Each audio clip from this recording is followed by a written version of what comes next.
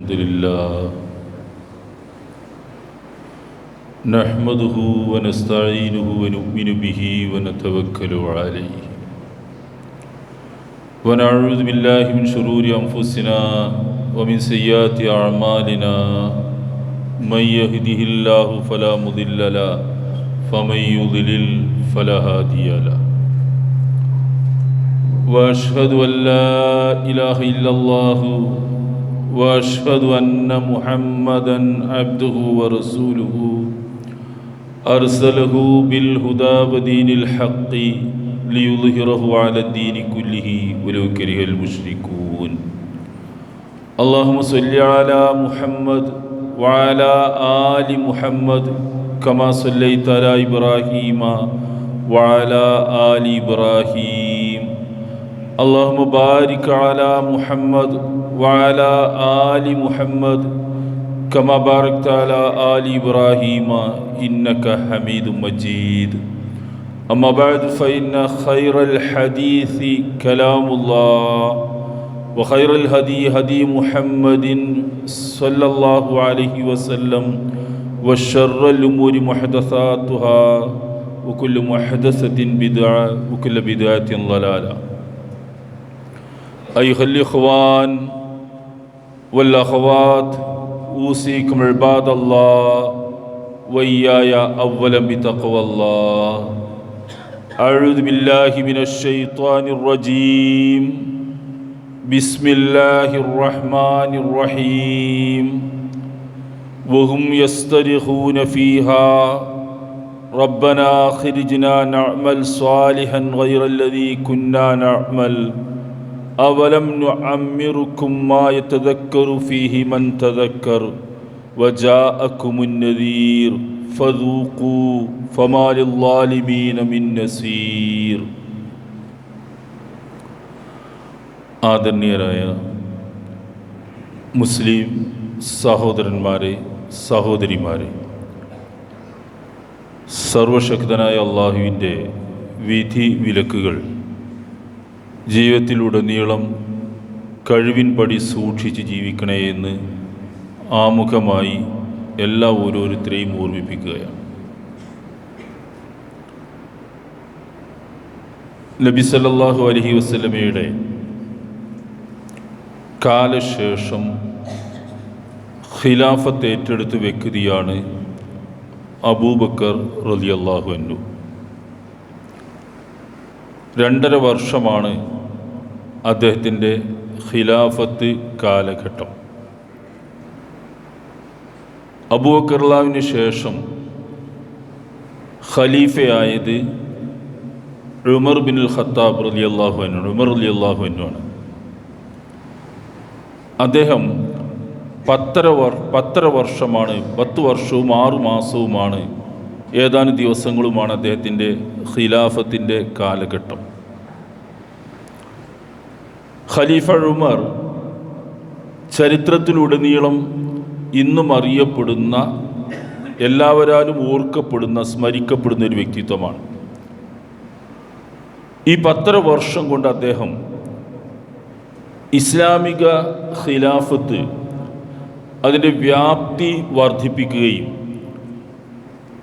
ജനങ്ങൾക്ക് ആവശ്യമുള്ള വളരെ ഉപകാരപ്രദമായ ഒരുപാട് പരിഷ്കരണങ്ങൾ സമൂഹത്തിൽ ഭരണം ഉപയോഗിച്ച് നടപ്പാക്കുകയും ചെയ്തു. പിൽക്കാലത്തുള്ള എല്ലാ ആളുകൾക്കും മാതൃകയാക്കാവുന്ന, എടുത്തു പറയാവുന്ന അനേകം സംഭവങ്ങളിലൂടെ അദ്ദേഹം തൻ്റെ ഖിലാഫത്ത് ഒരു നിത്യസ്മരണയാക്കി നിലനിർത്തിയിട്ടുണ്ട്. താൻ ഖലീഫയായി നിൽക്കുന്നതിൻ്റെ അവസാന ഘട്ടത്തിൽ, മരിക്കുന്നതിൻ്റെ ആ വർഷത്തിൽ ഖലീഫ ഉമർ റളിയല്ലാഹു അൻഹു ഹജ്ജ് നിർവഹിക്കാൻ വേണ്ടി പോയി. ഹജ്ജെല്ലാം അദ്ദേഹം നിർവഹിച്ചു. അദ്ദേഹം ഹജ്ജ് നിർവഹിക്കാൻ പോകുന്നത് മദീനയിൽ നിന്ന് മക്കയിലേക്കാണ്. 63 വയസ്സ് പ്രായമുണ്ട് ഉമർ റളിയല്ലാഹുവിന് അന്ന്. അദ്ദേഹം ഹജ്ജ് നിർവഹിക്കുന്ന ആ സ്ഥലം അമീറുൽ മുഅ്മിനീനായിക്കൊണ്ടാണ് അദ്ദേഹം നിർവഹിക്കുന്നത്. അദ്ദേഹം കളിച്ചു വളർന്ന സ്ഥലമാണ് മക്ക. അവിടുത്തെ ചന്തകളിൽ ഒക്കാൽ ദുൽമജാസ് ദുൽമജന്ന എന്നൊക്കെ പറയുന്ന മേളകളിലും ചന്തകളിലും ഗുസ്തി പിടിക്കുകയും അടികൂടുകയും അങ്ങനെ ഒരു അറിയപ്പെടുന്ന ഒരു പോക്കിരിയായിട്ട് മാറുകയും ചെയ്തിരുന്ന ഉമറാണ് അദ്ദേഹം. വളരെ ധീരനായിരുന്നു അദ്ദേഹം. നിലപാടുകൾ ഇസ്ലാമിന് മുമ്പും പിമ്പും ഒക്കെ വളരെ ശക്തമായിരുന്നു. എന്തായിരുന്നാലും അങ്ങനെ ഖലീഫ ഉമർ ഇസ്ലാം സ്വീകരിച്ചു. വലിയ സേവനങ്ങൾ ഇസ്ലാമിന് വേണ്ടി ചെയ്തു. അതൊക്കെ കഴിഞ്ഞ് അദ്ദേഹം റസൂൽ സല്ലല്ലാഹു അലൈഹി വസല്ലമയുടെ മരണശേഷം അബൂബക്കറിന്റെ ഖിലാഫത്തും കഴിഞ്ഞ് അദ്ദേഹം ഖലീഫയായി തിരഞ്ഞെടുക്കപ്പെട്ടു. ആ ഖലീഫയായി തിരഞ്ഞെടുക്കപ്പെട്ട കാലം വലിയ സേവനങ്ങൾ ചെയ്യാൻ അദ്ദേഹത്തിന് കഴിഞ്ഞു. ആ മക്കയിലേക്കാണ് അദ്ദേഹം ഹജ്ജ് നിർവഹിക്കാൻ വേണ്ടി പോകുന്നത്. അദ്ദേഹത്തിന് നടന്നു പരിചയമുള്ള ഓരോ മണൽത്തരിയും ശരിക്കും പരിചയമുള്ളൊരു നാട്ടിൽ പോയിട്ടാണ് 63 വയസ്സ് പ്രായമായ ഉമർ റളിയല്ലാഹു അൻഹു തൻ്റെ എല്ലാ കാലവും കഴിച്ചു കൂട്ടിയ ആ നാട്ടിലേക്കാണ് ഹജ്ജ് നിർവഹിക്കാൻ വേണ്ടി ചെന്നത്. അദ്ദേഹം ഹജ്ജ് നിർവഹിച്ചു. ഹജ്ജ് കഴിഞ്ഞതിന് ശേഷം മിനയിൽ നിന്നാണ് ഹജ്ജ് കഴിഞ്ഞ് വിരമിക്കുന്നത്. മിനയിൽ നിന്ന് ബത്ത്ഹ തൊട്ടടുത്ത ഒരു താഴ്വര മിനയിൽ തന്നെ, ആ താഴ്വരയിലേക്ക് നീങ്ങി നിന്നു അദ്ദേഹം അവിടെ ഉണ്ടായിരുന്നൊരു മണൽക്കൂന ശരിയാക്കി മണൽക്കൂനയാക്കി തൻ്റെ തട്ടം അദ്ദേഹം അഴിച്ച് അവിടെ വിരിച്ചു അതിൻ്റെ മുകളിൽ. എന്നിട്ട് അദ്ദേഹം മലർന്നു കിടന്ന് കൈ ഉയർത്തി നടത്തിയ ഒരു പ്രാർത്ഥനയുണ്ട്. ആ പ്രാർത്ഥന നടത്തുമ്പോൾ ഉമർ റളിയല്ലാഹുവിൻ്റെ മനസ്സിൽ എന്തെല്ലാം ഓർമ്മകൾ വന്നിട്ടുണ്ടാകുമെന്ന് ആലോചിച്ച് നോക്ക് നിങ്ങൾ. അദ്ദേഹം കളിച്ചു വളർന്നൊരു നാട്, എല്ലാ അർത്ഥത്തിലും ഒരു പ്രശ്നക്കാരനായി അറിയപ്പെട്ടിരുന്ന ഉമറാണ് ഇപ്പോൾ നിൽക്കുന്നത് അമീറുൽ മുഅ്മിനീൻ, വിശ്വാസികളുടെ നേതാവ് എന്ന പേരിലാണ്. അദ്ദേഹമാണ് അവിടെ ആ കാര്യങ്ങളൊക്കെ നിയന്ത്രിച്ച് നടത്തിക്കൊണ്ട് ആ സ്ഥലം ചന്തയും മേളയും ഒക്കെ അദ്ദേഹത്തിന് പരിചയമാണ്. അവിടെയാണ് അദ്ദേഹം മുസ്ലിങ്ങളുടെ അമീറായി ഹജ്ജ് നിർവഹിച്ചു കഴിഞ്ഞത്. അദ്ദേഹം നടത്തിയൊരു പ്രാർത്ഥന, അല്ലാഹുമ്മ കബിറത്ത് സിന്നി വളഅഫത്ത് ഖുവ്വതി. അദ്ദേഹം പറയുന്ന വാക്ക്, അല്ലാഹുവേ എൻ്റെ വയസ്സ് പ്രായം അധികരിച്ച് കഴിഞ്ഞിട്ടുണ്ട്. 63 വയസ്സാണ്, എനിക്ക് പ്രായം അധികരിച്ച് കഴിഞ്ഞിട്ടുണ്ട്. വളഅഫത്ത് ഖുവ്വതി, എൻ്റെ ശക്തിയെല്ലാം ക്ഷയിച്ചു പോയിട്ടുണ്ട്. വന്തശറത്ത് റഅയ്യതി, എൻ്റെ പ്രജകൾ നാടാകെ പരന്നു കിടക്കുകയാണ്. ഒരു സ്ഥലത്തല്ല, മക്കയും മദീനയുമല്ല, ഒരുപാട് രാജ്യങ്ങൾ ഇസ്ലാമിൻ്റെ കീഴിലേക്ക് വന്നു, അവിടെയൊക്കെ പരന്നു കിടക്കുകയാണ്. ഫഖ്ബിൽനി ഇലൈക വൈറ മുളയ്യൻ വലാ മുഫ്രിത്തിൻ. പടച്ചവനെ, ഇനി എന്നെ വല്ലാതെ വീഴ്ചകൾ വരുത്താത്തവനായി, പോരായ്മകൾ വരുത്താത്തവനായി നിൻ്റെ അടുക്കിലേക്ക് തിരിച്ചു വിളിക്കണേ എന്നാണ് അദ്ദേഹം പ്രാർത്ഥിക്കുന്നത്. നമ്മൾക്ക് ആലോചിക്കാൻ ധാരാളം കാര്യങ്ങളുള്ള ഒരു പ്രാർത്ഥന, ഒരു സംഭവം. ഒരു വർഷം നമ്മൾ പുതിയത് പിന്നിടുന്നു എന്നൊക്കെ പറഞ്ഞ് കലണ്ടർ മാറ്റി വെച്ചു. പലതും സംഗതികൾ നമ്മളുടെയൊക്കെ ജീവിതത്തിൽ കടന്നു കഴിഞ്ഞു പോകുന്നു. വെറും 63 വയസ്സ് പ്രായമുള്ള ഉമർ റളിയല്ലാഹു പറയുന്നത്, കബിറത്ത് സിന്നി, എൻ്റെ വയസ്സ് ധാരാളമായിട്ടുണ്ട് എനിക്ക്. വളഅഫത്ത് ഖുവ്വതി, എൻ്റെ ശക്തിയൊക്കെ പടച്ചവനെ ക്ഷയിച്ചു പോയിട്ടുണ്ട്. വന്തശറത്ത് റഅയ്യതി, എൻ്റെ പ്രജകൾ എനിക്ക് ഭരിച്ചു കൊണ്ടു നടക്കാൻ കഴിയുന്നതിലപ്പുറം നാനാഭാഗത്തും ചെതറിക്കിടക്കുകയാണ് പടച്ചവനെ. അതുകൊണ്ട് വല്ലാതെ വീഴ്ച വരുത്താത്തവനായി, പോരായ്മയില്ലാത്തവനായി എന്നെ നീ തിരിച്ചു പിടിക്കണേ, തിരിച്ചു വിളിക്കണേ എന്നാണ്. ആ സംഭവം റിപ്പോർട്ട് ചെയ്യുന്നവർ പറയുന്നത്, ദുൽഹിജ്ജ മാസത്തിലാണ് ഹജ്ജ് കഴിയുന്നത്, 13-നാണ് കഴിയുന്നത്. തൊട്ടുടനെയാണ് ഈ സംഭവം നടക്കുന്നത്. ആ മാസം കഴിയുന്നതിന് മുമ്പേ മദീനയിൽ വെച്ച് ഉമർ റളിയല്ലാഹു കുത്തേൽക്കുകയും വധിക്കപ്പെടുകയും ചെയ്തു. ഇവിടെ നമ്മൾ ആലോചിക്കേണ്ട ചില സംഗതികളുണ്ട്. നമ്മുടെ ആയുഷ്കാലം വളരെ വലുതാണ്. 63 വയസ്സായപ്പോഴാണ് ഉമർലാൻ ഇത് പറഞ്ഞത്. അള്ളാഹുവിൻ്റെ റസൂൽ വഫാത്താകുന്നത് 63 വയസ്സിലാണ്. നമ്മളുടെ കാലത്ത് പറഞ്ഞാൽ നല്ല പ്രായമാകാത്ത ഒരു മധ്യവയസ്കൻ എന്നോ യുവത്വത്തിന് കഴിഞ്ഞുപോയി എന്നൊക്കെ പറയാവുന്ന പ്രായത്തിലാണ് അള്ളാഹുവിൻ്റെ റസൂൽ വഫാത്തായി. അബൂബക്കർലാനും അങ്ങനെ തന്നെ. ഇതാണ് ആയുസ്സിൻ്റെ വലുപ്പം. അള്ളാഹുവിൻ്റെ റസൂൽ പറഞ്ഞത് അഴ്മാർ ഉമ്മത്തി ബൈന സിത്തീന വസബീൻ, എൻ്റെ സമുദായത്തിൻ്റെ വയസ്സ് ആയുസ് 60-ൻ്റെയും 70-ൻ്റെയും ഇടക്കാണ്. വളരെ കുറച്ച് ആളുകൾ അത് കടന്നു കഴിഞ്ഞു പോകാറുള്ളൂ. 60-ൻ്റെയും 70-ൻ്റെയും ഇടക്കാണ് എൻ്റെ ഉമ്മത്തിൻ്റെ ആയുസ്. അത് കടന്നു കഴിഞ്ഞു പോകുന്നവർ വളരെ കുറവാണ് എന്നാണ് അള്ളാഹുവിൻ്റെ റസൂൽ പറയുന്നത്.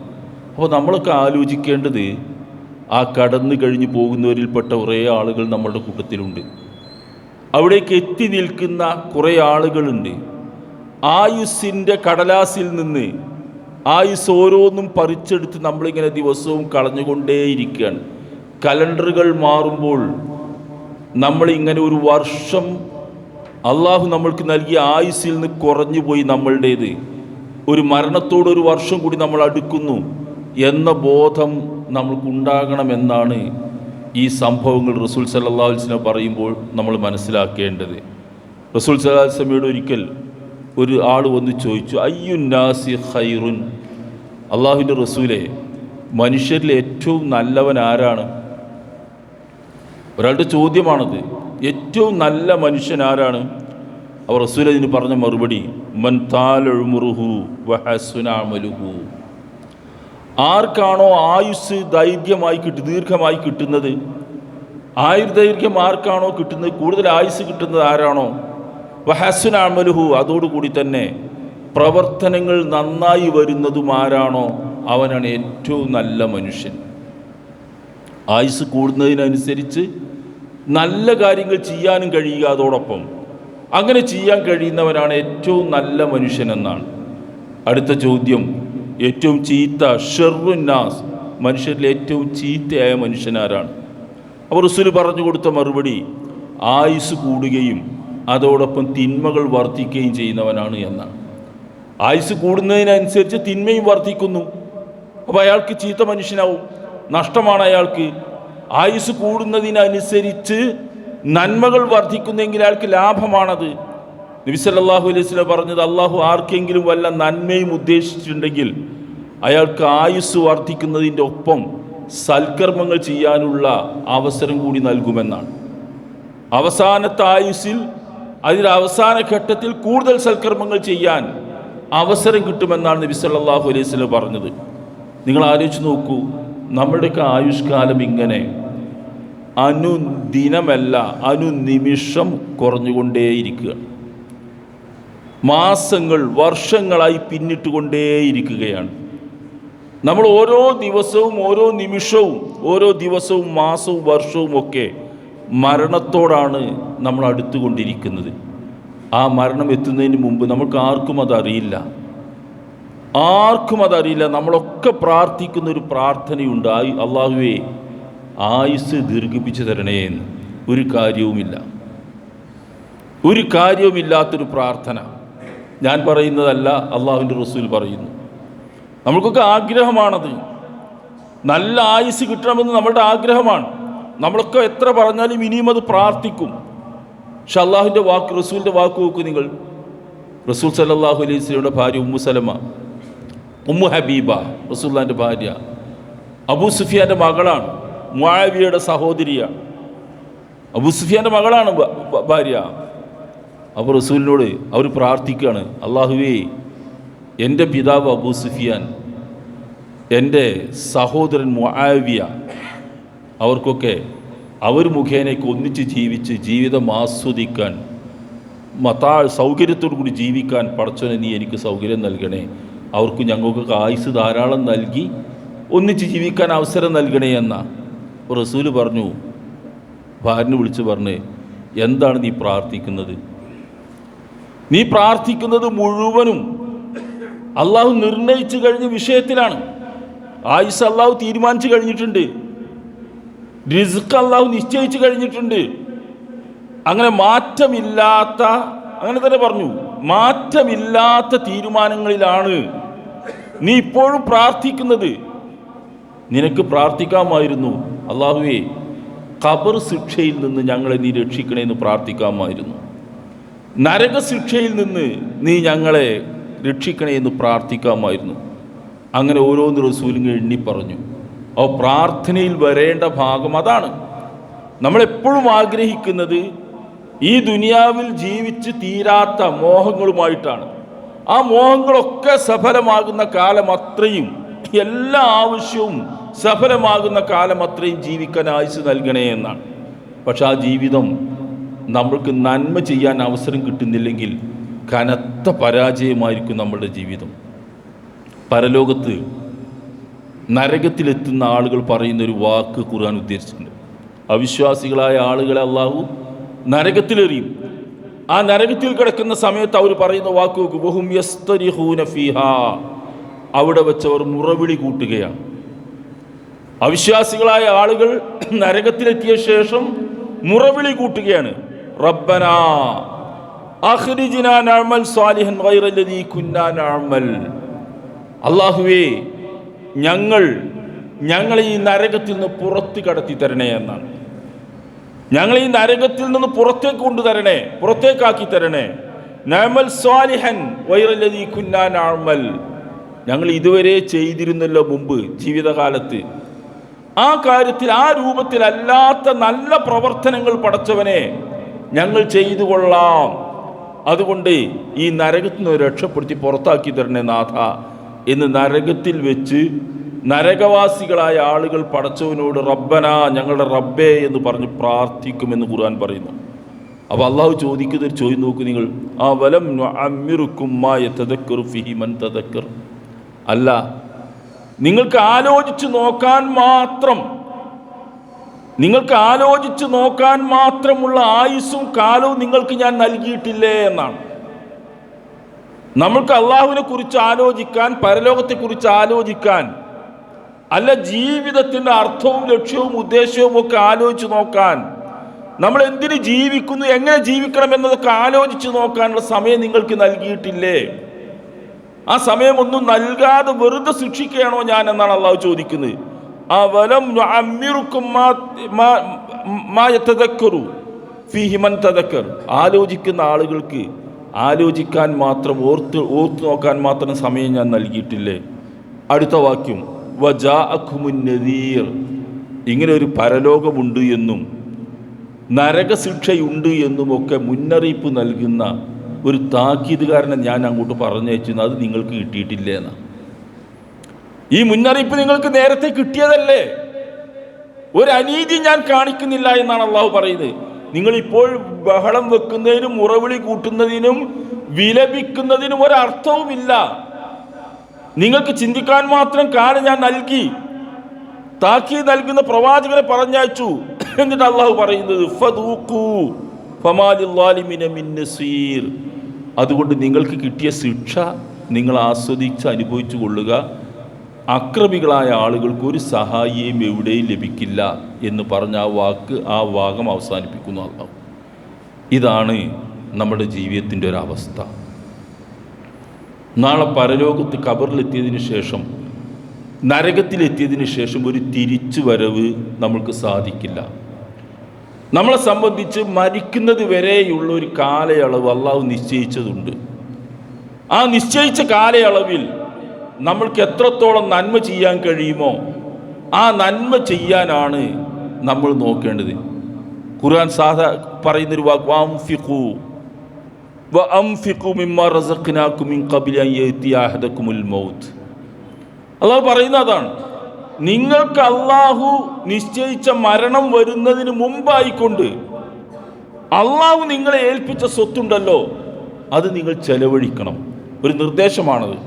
മിൻ ഖബ്ലി അൻ യഅതിയ അഹദകുമുൽ മൗത്ത്.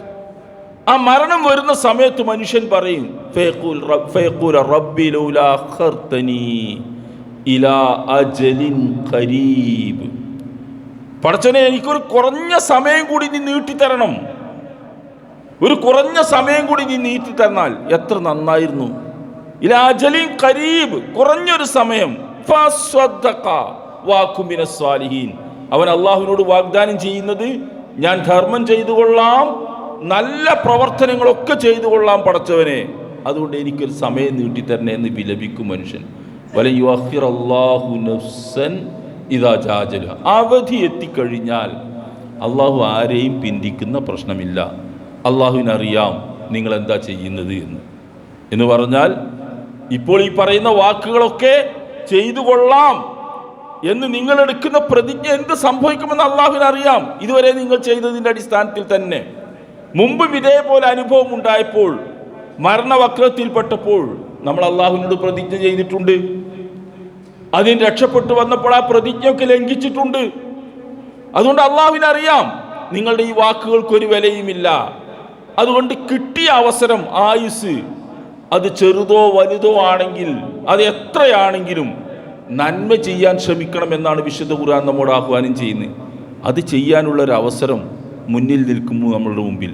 ആയുഷ്കാലം ഇങ്ങോട്ട് വർഷങ്ങളായി, കാലങ്ങളായി പിന്നിട്ട് പോയിക്കൊണ്ടേയിരിക്കുന്നു. നമ്മൾ ഗൗരവമായിട്ട് ആലോചിക്കുകയും ചിന്തിക്കുകയും ചെയ്യുക. നമ്മളുടെ ഈ ആയുസ് പരലോകത്തേക്ക് എന്ത് ബാക്കി വെക്കുന്നു എന്ന്, പരലോകത്തേക്ക് എന്ത് ബാക്കി വെക്കുന്നു എന്ന്, നമ്മളുടെ ഈ ആയുസ്സിൽ എന്ത് ബാക്കി വെക്കുന്നു നമ്മൾ എന്നത് നമ്മൾ ആത്മാർത്ഥമായി പരിശോധിച്ചുകൊണ്ട് വിലയിരുത്തുക. അള്ളാഹു നമ്മൾക്കൊക്കെ നാളെ സ്വർഗത്തിലെത്താനുള്ള തൗഫീക്ക് നൽകി അനുഗ്രഹിക്കുമാറാവട്ടെ.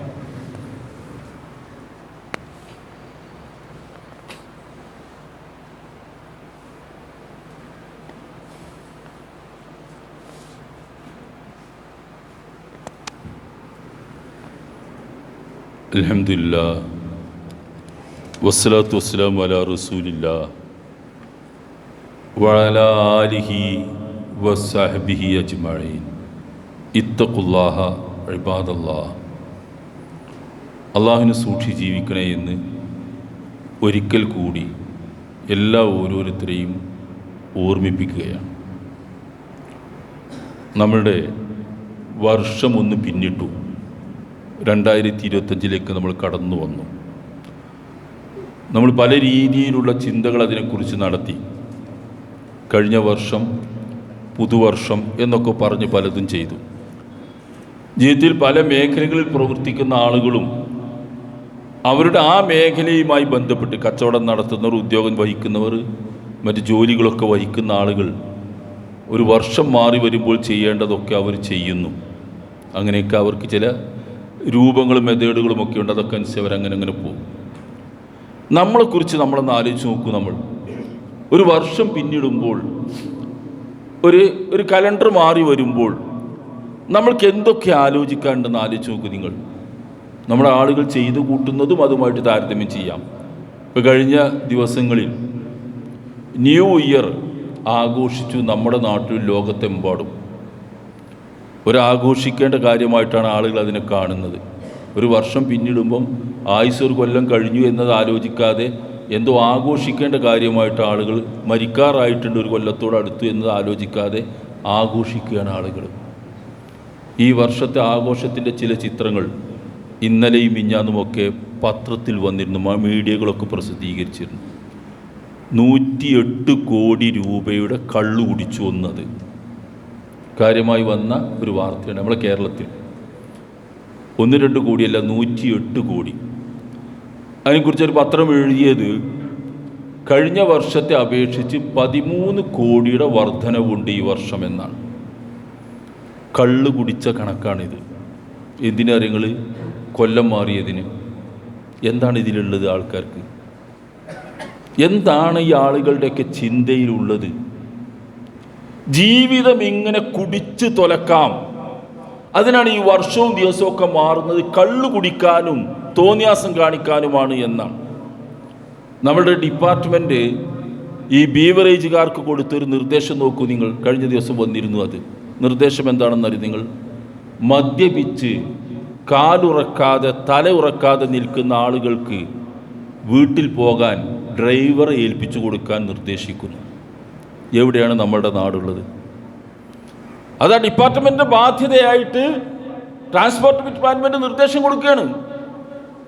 കള്ള് ഷാപ്പുകാർക്ക് കൊടുക്കുന്ന നിർദ്ദേശം, കള്ള് കുടിച്ച് കാലുറക്കാത്ത ആളുകൾക്ക് വീട്ടിൽ പോകാൻ ഒരു ഡ്രൈവറെ ഏൽപ്പിച്ചു കൊടുക്കണമെന്ന്. എന്താ നമ്മുടെ നാട്ടിൻ്റെ അവസ്ഥ? ആ തൊട്ടടുത്തതിൻ്റെ കൂടെ വന്ന റിപ്പോർട്ട് നോക്കൂ നിങ്ങൾ. 14 വയസ്സുകാരൻ, നിങ്ങളൊക്കെ ശ്രദ്ധിച്ചിട്ടുണ്ടാവും, അത് പ്രായപൂർത്തിയായിട്ടില്ല എന്നാണ് സാങ്കേതികമായിട്ട് പറയുന്നത്. 14 വയസ്സായാൽ നമ്മുടെ നാട്ടിലെ നിയമം അനുസരിച്ച് പ്രായപൂർത്തിയാകില്ല, അതിനൊരു വയസ്സ് അവർ നിശ്ചയിച്ചിട്ടുണ്ട്. പ്രായപൂർത്തിയാകാത്ത 14 വയസ്സുകാരൻ കത്തിയെടുത്ത് കുത്തി കൊന്നുകളഞ്ഞു. അന്വേഷിച്ചപ്പോൾ അയാൾ കഞ്ചാവ് ലഹരിയിലായിരുന്നു എന്ന് പറയുന്നു.